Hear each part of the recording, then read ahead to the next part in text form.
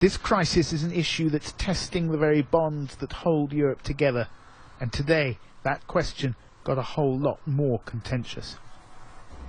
Gabriel Gatehouse reporting, and with me is Nikita Malik from the counter-extremism think tank Quilliam Foundation. Nikita, we were both watching that, and I was thinking there are so many thousands of innocent refugees fleeing terror, and now one of their number is implicated in terror. What's it going to do for their situation?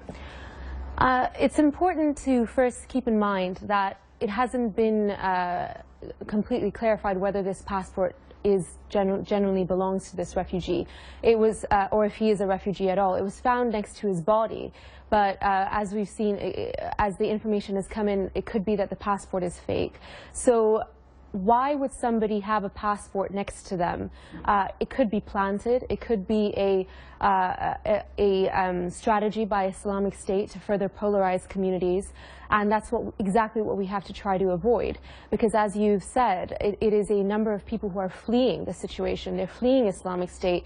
They're looking for solidarity. They're looking for a new home, and to polarize communities and to say that they're not welcome and the only place that Muslims are welcome, like refugees are welcome, is Islamic State, is to play into exactly the narrative that Islamic State wants us to. But we heard, for example, the Greek mayor there saying, I'd like to see police officers, I'd like to see intelligence officials able to look at every potential arrival as a suspect, and that is going to mean less welcome, pushing people back, more borders closing. Yes, and also with the passport and the ease with which a fake passport can be bought, the risk of further polarizing communities is that the passports can be when they're being faked, what we're having is an underground community. We're having more people being driven underground and more risk being taken if people want to cross the borders and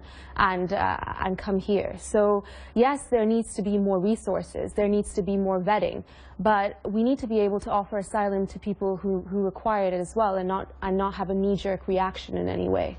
You're in the business of counter-radicalization. Now, you look at the best strategies to appeal to those who might become alienated, might fall into the hands of IS. Yes. What then do you think is the smart strategy for the French authorities now, for the Belgians, for those facing this outrage and thinking, what do we do next? Yes. Well, there are two different geographical locations we have to focus on. The first is the radicals in Islamic State, who might have passed intelligence on to the homegrown radicals that were conducting these attacks in France. That requires a very strong, coordinated response from different governments coming together, as we've seen. And then the second, more long-term approach is what the Quilliam Foundation advocates, which is for homegrown radicalism. How can we combat that? What new narratives can we put in place? What counter-narratives can we put in place to make grievances less appealing to those who might be subject to radicalization? Nikita Malik, thanks very much for coming in to talk us through this.